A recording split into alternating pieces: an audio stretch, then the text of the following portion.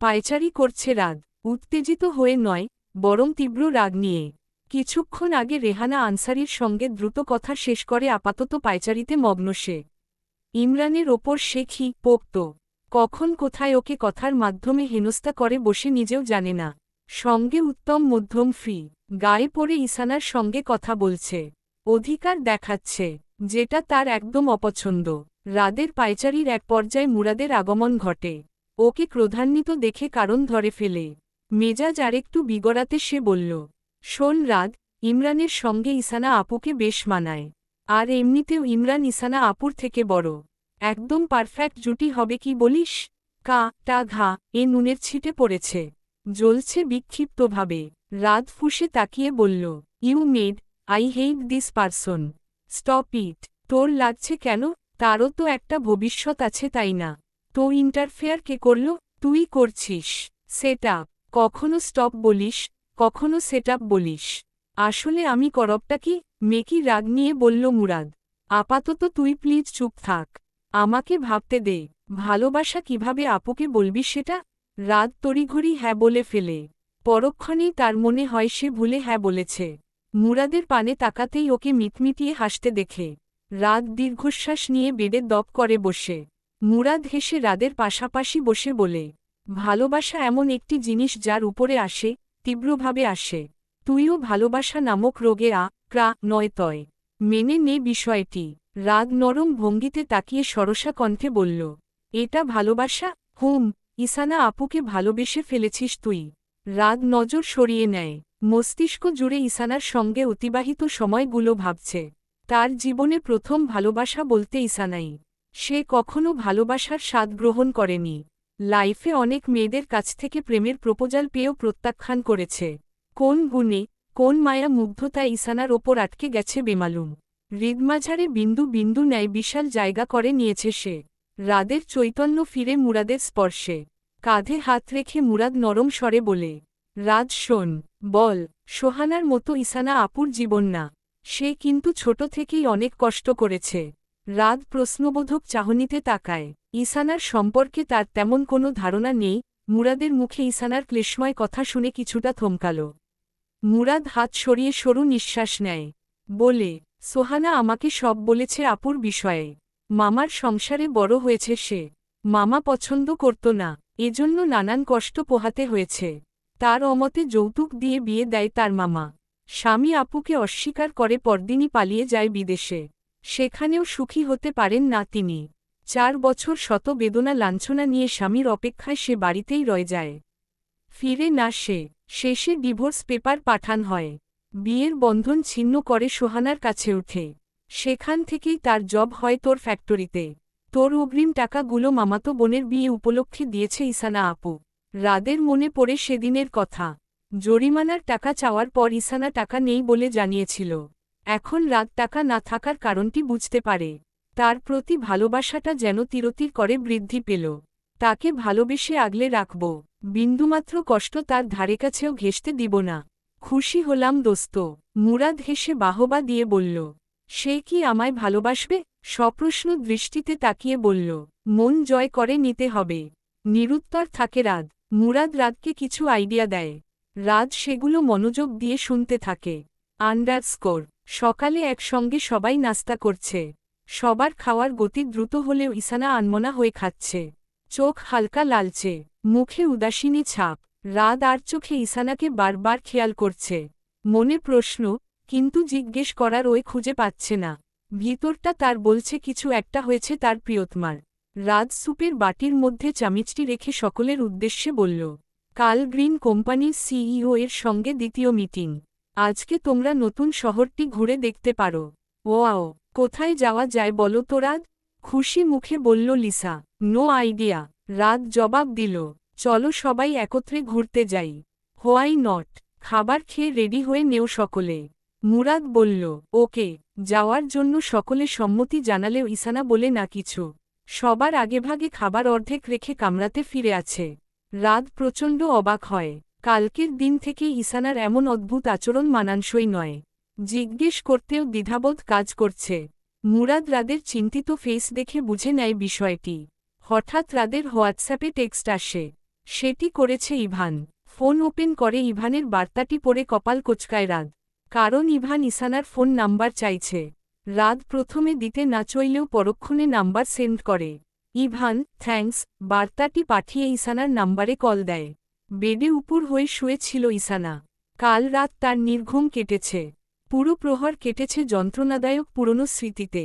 চোখ জ্বালাপোড়া করছে, মোটা মোটা অশ্রু বর্ষিত হচ্ছে। হঠাৎ বিদ্ঘুটে আওয়াজে ফোনটি বেজে ওঠে। ইসানা আলতোভাবে চোখের পানি মুছে ফোন হাতড়িয়ে পিক করে। নাক টেনে সালাম দেয়। ইভান সালামের জবাব দেয়। চিনতে পেরেছেন? কে? ইভান। ইভান আহমেদ। নাম শুনে হৃদয় তীর যেন এফোরফোর হয়ে বেরিয়ে গেল। চোখ জোড়া আলতোভাবে বন্ধ করে নেয়। তারপর স্বাভাবিক হয়ে বলল, চিনতে পেরেছি। Good, how are you?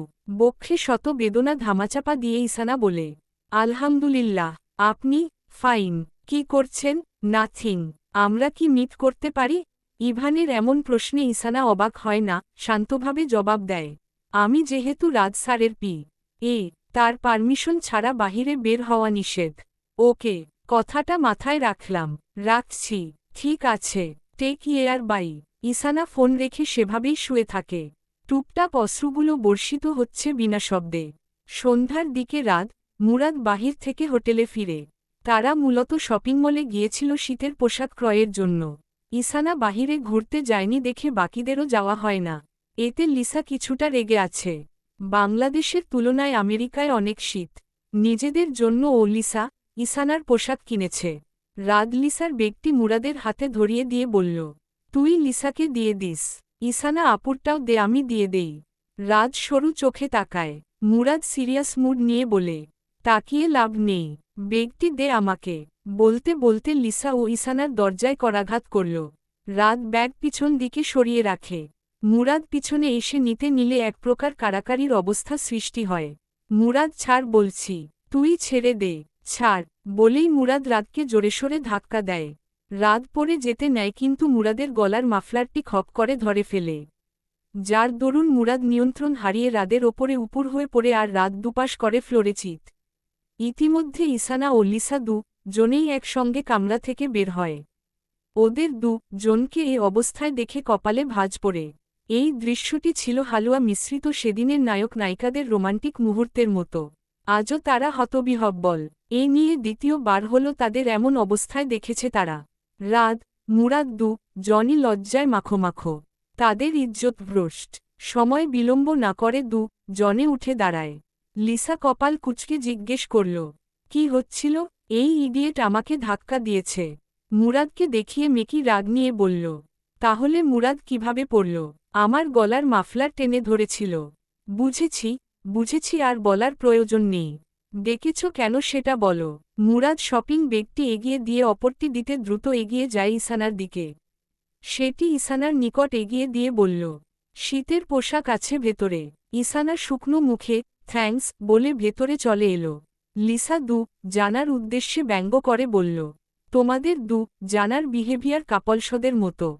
আমি বলছি না যে কেউ দেখলেই বলবে। আগে থেকে সাবধানে থেকো, কেউ আবার তোমাদের লেসবিয়ান না বলে বসে। মিটমিটিয়ে হেসে লিসা রুমের দরজা লাগিয়ে দেয়। জনে মুখ চাওয়াচাওয়ি করে রেগে বলল, ইতর বাদর, সব সময় আমার কাজে বা হাত না দিতে পারলে ভালো লাগে না। না লাগে না? তুই তো আগে টানাটানি শুরু করেছিলি খাদ। কথা বলিস না আর। তুই বলিস না। জনে গাল ফুলিয়ে একে অপরের রুমে গেল। টানা আধা ঘণ্টা পর মিটিং শেষ হয়। গ্রিন কোম্পানির অফিসের ভেতর থেকে বের হবার সময় ইভান রাতকে পিছন থেকে ডেকে নিকটে এগিয়ে আসে। তিনি খুব সৌজন্যসূচকভাবে জিজ্ঞেস করে, ফেভর চাই? বলুন ইভান, আপনার ইসানাকে আমেরিকা শহর ঘুরে দেখাতে চাই। অবশ্যই যেতে পারেন, যদি সে যেতে চাই তো। মিস ইসানা, আপনি যাবেন আমার সঙ্গে? কথাটা বলতে বলতে ইসানার পানে তাকালো ইভান। বাকিরাও তাকিয়ে আছে। রাত মনে মনে চাইছে ইসানা যেন না বলে দেয়। সে এক প্রকার বাধ্য হয়েই যেতে দেওয়ার কথাটি বলেছে। রাদের এই একই চাওয়া ইমরানও চাইছে। ইসানা জোরপূর্বক ঠোঁটে হাসি ফুটিয়ে বলল, মাথায় পেইন হচ্ছে, আজ যেতে চাইছি না। কোনো সমস্যা নেই, কাল সকালে বের হব। ইসানা চোখের পলক ফেলে মাথা হালকা দুলিয়ে হ্যাঁ সম্মতি জানায়। ইভান প্রচুর খুশি হয়। ওকে সি ইউ টুমোরো। বাক্য উচ্চারণ করতে করতে চলে যায়। ইসানা সবাইকে উপেক্ষা করে আগেভাগে হেঁটে গাড়িতে উঠে বসে। রাত, ইমরান স্বস্তির নিঃশ্বাস ফেলে। তবে বিপদের আভাস পুরোপুরিভাবে কাটেনি। লিসা ইসানার পাশাপাশি না বসে রাদের পাশে এসে বসে। তার মনে কিঞ্চিত রাগ এসে ভর করেছে। সে ইসানাকে নিয়ে ঈর্ষা অনুভব করছে। সিনিয়র অপারেটর হয়েও তার থেকে ইসানাকে সবাই প্রায়োরিটি বেশি দিচ্ছে। ভেতরে ভেতরে ক্ষোভ জাগ্রত হচ্ছে ইসানার ওপর। মুরাদ ইসানার পাশে বসেছে। রাদের ফেস দেখে সে খুব মজা পাচ্ছে। অনিচ্ছুক কাজ তাকে করতে হচ্ছে মানবতার খাতিরে। অন্য সব বিষয় আলাদা হলেও ইসানার বিষয় রাদ একটু বেশিই সেন্সিটিভ। প্রেয়সী বলে কথা, তার গুরুত্ব সবার থেকে কয়েক গুণ বেশি। হোটেলে ফিরে ইসানা বিছানার নিচে বসে পড়ে। আস্তে ধীরে কার্পেটের উপর জোরসড় হয়ে শুয়ে রয়। চিৎকার করে কাঁদতে ইচ্ছে করছে তার, কিন্তু পরিস্থিতি তাকে বাধা সৃষ্টি করছে। এক সময় যে স্বামী তাকে রিজেক্ট করেছিল, এখন সে তাকে কয়েক গুণ বেশি মূল্যায়ন করছে। আখিযুগল বন্ধ করে নেয় সে। ভীষণ কষ্ট হচ্ছে তার, যেটা ভাষায় প্রকাশ করা বড্ড দায়। মিনিট 5 পর রাত ইসানার দরজায় নক করল। ইসানা শোয়া থেকে উঠে নিজেকে স্বাভাবিক করে দরজা খুলে দেয়। দরজা খুলে দেওয়ার পরপরই রাত ইসানার দিকে মেডিসিনের পাতা এগিয়ে দিয়ে বলে, খেয়ে ঔষধ নিন, পেইন সেরে যাবে। ইসানা হাতে নিয়ে বিনাবাক্যে দরজা বন্ধ করে দিল। সে তখন মাথা ব্যথার বিষয় মিথ্যা কথা বলেছিল। কারণ ইসানা যেতে চায়নি তার প্রাক্তন স্বামীর সঙ্গে বেড়াতে। কিন্তু তবুও সে ফেঁসে গেছে। কাল তাকে না চাইলেও যেতে হবে।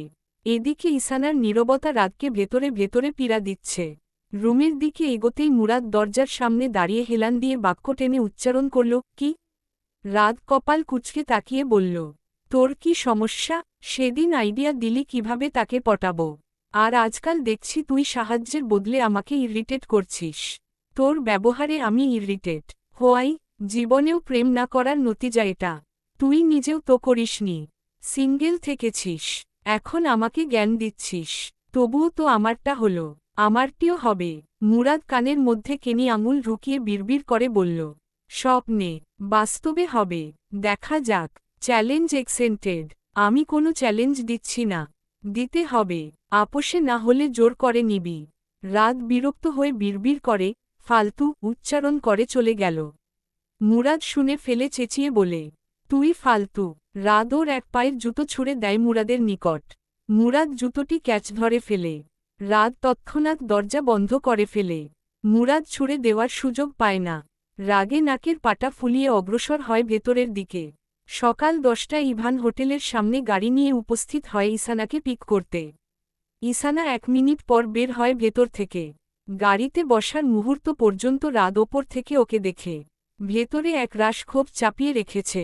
মুরাদ পাশাপাশি দাঁড়িয়ে নিচে উকি দিয়ে ইভানের গাড়ি দেখে আড়মোড়া ভেঙে ব্যঙ্গ করে বলল, আজকের দিনটা কত সুন্দর, কি বলিস রাত? কাঁধে হালকা চাপড় দিয়ে বলল। রাত ক্রোধ নিয়ে টেরাভাবে তাকায় মুরাদের পানে।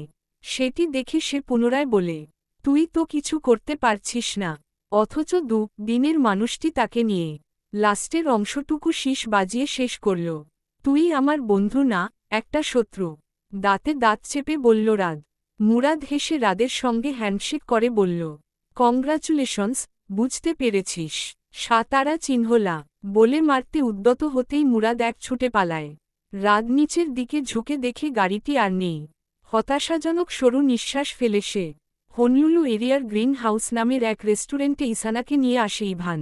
সেটি সমুদ্রের কাছাকাছি অবস্থিত। ইভান ইসানার সঙ্গে বন্ধুত্বসুলভ আচরণ করে। আপনি থেকে তুমি বলে সম্বোধন করছে। অবশ্য ইভান ইসানার চেয়ে বড় ছিল। 29-এ পা রেখেছে। এখনও পর্যন্ত সিঙ্গেল। তার গার্লফ্রেন্ড ছিল না, বর্তমানেও নেই। ইভান নিজেকে যতই ভিন্নভাবে উপস্থাপন করুক না কেন, ইসানার মনের দাগ সে কিছুতেই মুছতে পারবে না। আপনি কখনো রিলেশন করেছেন? ইসানা অকপটে জিজ্ঞেস করে বসে ইভানকে। না, গুড লুকিং হওয়া সত্ত্বেও রিলেশন করেননি। কারণ কি ছিল? আমার জীবনের একটাই লক্ষ্য ছিল বড় কিছু হবার। 4 বছর আগে পড়াশোনা কমপ্লিট করে আমি বিদেশে চলে আসি। গ্রিন কোম্পানিতে অপারেশন হিসাবে জব পাই। আমার কাজের দক্ষতা দেখে 2 বছরের মাথায় কোম্পানির ম্যানেজার হয়ে যাই। আপনি দেশে যাচ্ছেন না কেন? বাবা মায়ের ওপর অভিমান জমে আছে। কিসের অভিমান? সে সব না হয় আরেকদিন বলবো। তোমার বিষয় কিছু বলো। আমি ডিভোর্সি, দ্বিধাবোধ ফেলে বলল ইসানা। ইভান কিছুটা চমকালো, শিউর হবার জন্য আবার জিজ্ঞেস করল, সত্যি? হুম। ছেলেমেয়ে আছে তোমার? না। আপনি কি আগে বিয়ে করেছিলেন? একদম না। আমাকে দেখে কি তাই মনে হয়? না, এমনি প্রশ্ন করলাম। ওহ, ভুলে যাওয়া রোগ কল্যাণময়, কিন্তু অতিদ্রুত ভুলে যাওয়া রোগ ভীষণ কষ্টকর। মানে, অনেকের ক্ষেত্রে এটা হয়, এজন্য বললাম। তোমার গুছিয়ে কথা বলার অভ্যাস আছে। মোটামুটি। আই লাইক ইট, হেসে বলল ইভান। তারা আরও কিছুক্ষণ কথা বলে সময় অতিবাহিত করে। কেটে যায় ঘণ্টাখানেক সময়ে। দূর থেকে ইমরান তাদের দূরবীন দিয়ে দেখছে। এখানে আসা অবধি তাদের ফলো করেছে, এখনও করছে। কিছুক্ষণের জন্য নজর সরিয়ে একা একা বিড়বিড় করে বলে, আমার সঙ্গে আসতে বললে কত বাহানা জোগাড় করে। আর তার সঙ্গে কি সহজে চলে এলো। এক রাশ দুঃখ প্রকাশ করে দূরবীনে নজর দিয়ে পুনরায় দেখতে লাগল। সন্ধ্যার পাখিরা নিজেদের নীড়ে ফিরছে। অবশ্য এখানে তেমন পাখপাখালির দেখা মিলে না, খুব কমই নজরে আসে। সূর্য ডিমের কুসুমের ন্যায় ধারণ করেছে। একটু আগে ইসানা হোটেলে ফিরেছে। করিডোর থেকে রাদ, মুরাদ জনে তাকে দেখেছে। রাদের মনে মনে রাগ হলেও সে মুরাদের সামনে প্রকাশ করে না। এমনিতেই মুরাদ তাকে নিয়ে ব্যঙ্গ করে। প্রকাশ করলে আরও মজা নিবে ভেবে চুপ আছে। আগে ছিল ইমরান, এখন ইভান। তার জীবনে একজন না একজন আছেই। রাত, তুই তাকে ভালোবাসিস সেটা প্রকাশ কর, নয়তো সে যে কারো হয়ে যেতে পারে। কিভাবে করব? আমার মস্তিষ্ক ফাঁকা। রাতে তাকে নিয়ে ঘুরতে বের হতে পারিস? যাবে বলে মনে হচ্ছে না। সে তোর বললেই যাবে দেখিস। রাত নিরুত্তর থেকে ভাবে কিভাবে ইসানাকে বলা যায়। বললে কি যেতে রাজি হবে? স্বচ্ছ ল্যাম্পপোস্টের আলোয় পায়ে পা মিলিয়ে হাঁটতে জন তরুণ তরুণী। আকাশের নির্মল চাঁদটি এক ফালি মেঘের আড়ালে মুখ লুকাচ্ছে বারবার। আজ সারাদিন মেঘলা আবহাওয়া ছিল, যার দরুন শীতের রেশ একটু বেশিই ছিল অন্যদিনের তুলনায়। রাদের দেওয়া জ্যাকেটের পকেটে হাত পুরে ইসানা নীরব হয়ে হাঁটছে। ইসানা তার দেওয়া জ্যাকেটটি পরেছে, এটা দেখে রাদ মনে মনে খুশি হয়। পাশাপাশি হাঁটছে রাদ। একটু আগেই তারা বাহিরে হাঁটতে বের হয়েছে। মুরাদের জোরাজোরিতে রাদকে দ্বিধাবোধ ফেলে ইসানাকে বাহিরে বের হওয়ার বার্তাটি জানায়। প্রথম বলাতেই ইসানা রাজি হয়ে যায়। আর এখন তারা সরু পথ পাড়ি দিচ্ছে একসঙ্গে। ফুটপাত ধরে আরও অনেক মানুষকেই হাঁটতে দেখা যাচ্ছে। কেউ বা আবার এক প্রান্তে দাঁড়িয়ে বাক্য বিনিময় ব্যস্ত। রাদ কথা বলার টপিক খুঁজে পাচ্ছে না। শেষমেশ সরস স্বরে জিজ্ঞেস করে, আপনি কি খেতে পছন্দ করেন? ইসানা রাদের প্রশ্ন শুনে তেমন আগ্রহ দেখায় না। কোমল স্বরে বলল, আহামরি তেমন কিছু পছন্দ নয় আমার, তবে বাদাম খুব প্রিয়। ওহ, বলে থেমে যায় রাদ। ইসানা রাদকে পছন্দের খাবার সম্পর্কে জিজ্ঞেস করে না, কেননা সে রেহানা আনসারির কাছ থেকে জানতে পেরেছে তার পছন্দের খাবার কি কি।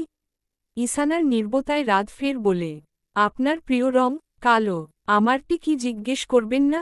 নীল, সাদা। কি করে জানলেন? কিছুটা অবাক হয়ে জানতে চাইল। আন্টি বলেছে। তাহলে নিশ্চয় প্রিয় খাবারের সম্পর্কেও জানেন? হুম। মামনি এটাও বলেছে? হ্যাঁ, তিনি আমাকে যাওয়ার সময় একটি ডায়েরি দিয়েছিল। সেটির মধ্যে আপনার পছন্দ অপছন্দের তালিকা রয়েছে। রাদ কপাল কুঁচকে বলে, আমি টিকটিকি ব্যাং ভয় পান আপনি? অবশিষ্ট কথাটি ইসানা পূরণ করে। রাদ কিঞ্চিত রাগ নিয়ে চোখ বন্ধ করে মুখ ঘুরিয়ে নেয়। কিছুটা বিব্রত বোধ করছে সে। সুপ্ত অভিমান হয় তার মামনির ওপর। রাদ টপিক বদলাতে স্বাভাবিকভাবে বলল, আপনি আমাকে তুমি করে বলছেন না কেন? এখনও পর্যন্ত তুমি করে কাউকেই সম্বোধন করিনি, চাইছিও না। Any reason? সিক্রেট? রাদ সামান্য হতাশ হল। বলল, অতীতকে ভুলে গিয়ে ভবিষ্যৎ নিয়ে ভাবা উচিত। আপনাকে কে বলল আমি অতীত নিয়ে পড়ে আছি? ইসানার অকপটে প্রশ্ন শুনে রাদ অপ্রস্তুত হয়। বলে, অনুমান করলাম কিছু অতীত না চাইতেও সামনে এসে উপস্থিত হয়। যেমন? ইসানা উত্তর না দিয়ে দ্রুত হাঁটতে আরম্ভ করে। রাদ থেমে যায়। দাঁড়িয়ে দেখছে ইসানার কোথায় যাচ্ছে। সামনের খালি বেঞ্চে বসে। রাদ রাস্তার ওপর প্রান্তের সবটিতে যেতে আরম্ভ করে। সে মূলত বাদাম ক্রয়ের জন্য এসেছে। এই রাস্তায় মানুষজন তেমন নেই। ইসানা একা বেঞ্চটিতে বসে রয়েছে। হঠাৎ এখানকার এক যুবক ইসানার থেকে এক হাত দূরে বসে পড়ল। তার উপস্থিতিতে তেমন প্রতিক্রিয়া দেখাল না ইসানা। স্বাভাবিকভাবে বিষয়টি নিয়েছে। যুবকটি দেখতে অতিরিক্ত ফর্সা, বেশ লম্বা চওড়া। হাতে ছিল ব্লু রঙের আইফোন। সম্ভবত বড়লোক ঘরের ছেলে। মিনিট কয়েক সময় অতিবাহিত হবার পর যুবকটি ইংরেজিতে ঈশানার উদ্দেশ্যে বলল, আর ইউ এ প্রস্টিটিউট? রাগে অগ্নিশর্মা হয়ে তাকায় যুবকটির দিকে ঈশানা। দাঁতে দাঁত চেপে সর্বশক্তি দিয়ে সজোরে যুবকটির নাকে ঘুষি ছুড়ল। আকস্মিক ঘটনায় যুবকটি ব্যথায় কুঁকড়ে উঠে চোখমুখ বন্ধ করে নাকে হাত রাখল। সেকেন্ড কয়েক পর নাকের কাছে তরল কিছু অনুভব করল। হাত সামনের দিকে তাক করতেই রক্ত দেখে চমকে উঠে। ঈশানার পানে চেয়ে দেখে রাগে ফোঁস করছে। যুবকটি দ্রুত গতিতে দৌড়ে জায়গা প্রস্থান করল। ঈশানার শরীরে যেন কেউ আগুন ধরিয়ে দিয়েছে। নাকমুখ গরম হয়ে গেছে ক্রোধের কারণে। রাত পিছন থেকে পুরো ঘটনাটি দেখে থতমত খেয়ে দাঁড়িয়ে আছে। পরক্ষণে ঈশানার সাহসিকতা দেখে নজর সরিয়ে ফিক করে হেসে ফেলে। তারপর স্বাভাবিকভাবে এগিয়ে এসে বাদাম এগিয়ে দেয় ঈশানার নিকট। হাত অনুসরণ করে ঈশানা চোখ তুলে রাদের আদলে তাকায়। একটু আগের ঘটনা ভুলে নিজেকে স্বাভাবিক করে বাদাম হাতে নেয়। রাত পাশে বসতে নিলেই ঈশানা বলে উঠে, হোটেলে যাব। রাত না বসে দাঁড়িয়ে বলে, চলুন। তারা অগ্রসর হয় হোটেলের উদ্দেশ্যে। মুরাদ রাত কি ঈশানা আপুকে পছন্দ করে বা ভালোবাসে? গম্ভীর কণ্ঠে শুধালো লিসা। দুটোই। ভ্রু উঁচু করে জবাব দিল মুরাদ। লিসা রেগেমেগে বলল, আমার অনুমান সঠিক। ওই ছোটলোক ঘরের মেয়েটিকে রাত পছন্দ করে। মুখের ভাষা সংযত করো লিসা। কিঞ্চিত রাগ নিয়ে বলল, একদম না। আমার রাতকে আমারাই কাছ থেকে কেড়ে নিবে, আমি চুপ থাকব না। চেঁচিয়ে বলল, তোমার রাতকে সে কেড়ে নিচ্ছে না, বরঞ্চ রাত তাকে ভালোবেসে আপন করে নিতে চায়।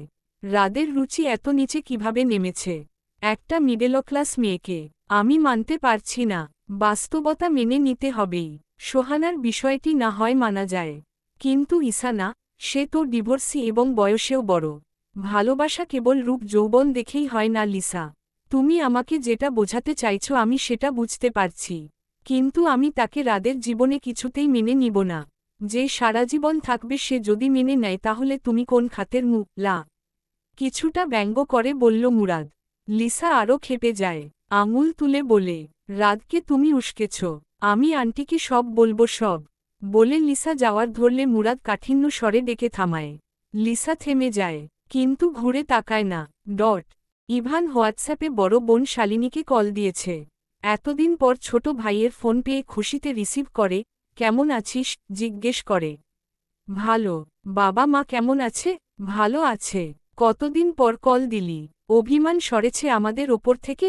হ্যাঁ, বাদবাকিগুলোও শীঘ্রই সরে যাবে। একটা গুড নিউজ আছে। তার আগে বল, তুই আসবি কবে? যদি আমার ইচ্ছেটা পূরণ হয় তবেই আসব খুব দ্রুত। ইচ্ছে কি আর গুড নিউজ কি সেটা বল। দুটোই এক। বলে ফেল। আমি বিয়ে করব। একটি মেয়েকে ভীষণ পছন্দ হয়েছে। আমেরিকান মেয়ে। একদম চলবে না। বাবা মা খেপে যাবেন। না, মেয়ে বাংলাদেশি। নাম ঈশানা ইবনাত। নাম শুনে শালিনী বিড়বিড় করে বলে ভাবতে থাকে। ইভান অপর প্রান্তে বলছে, রাত কোম্পানির এ পোস্টে কাজ করছে। আমাদের কোম্পানির সঙ্গে ডিল করার জন্য আমেরিকা এসেছে। প্রথম দেখায় পছন্দ হয় ওকে। শালিনী কপাল কুঁচকে বলল, কই ছবি দে তোর। দেখো পাঠাচ্ছি। আজকে জনে মিলে অনেক ঘোরাঘুরি করেছি। তখন কিছু সেলফি তুলেছিলাম। অবশ্য ও তুলতে চাইছিল না, আমি ফোর্স করাই তুলেছে। কথা বলতে বলতে তাদের কিছু ছবি গ্যালারি থেকে হোয়াটসঅ্যাপে পাঠায়। ইভানের সঙ্গে ঈশানার একত্রিত ছবি দেখে চোখ চড়কগাছ শালিনীর। বিস্মিত হয়ে বলল, এটা তো তোর প্রাক্তন স্ত্রী ঈশানা। শুনেই ইভানের ঠোঁটের হাসিটুকু মিলিয়ে যায়। বুকের মাঝে মোচড় দিয়ে উঠে। উৎকণ্ঠে বলল, কি, তুমি শিওর আপু? হ্যাঁ, শিওর। এটাই ঈশানা, যাকে রেখে তুই পালিয়েছিলি। এটা হতেই পারে না, কিছুতেই না। উত্তেজিত হয়ে চেঁচিয়ে বলল ইভান। মনে পড়ে ঈশানার বলা সেই কথাটি, যার কেন্দ্রবিন্দু ছিল সে নিজে। সকালে প্রচণ্ড জোর বেগে গাড়ি চালাচ্ছে ইভান।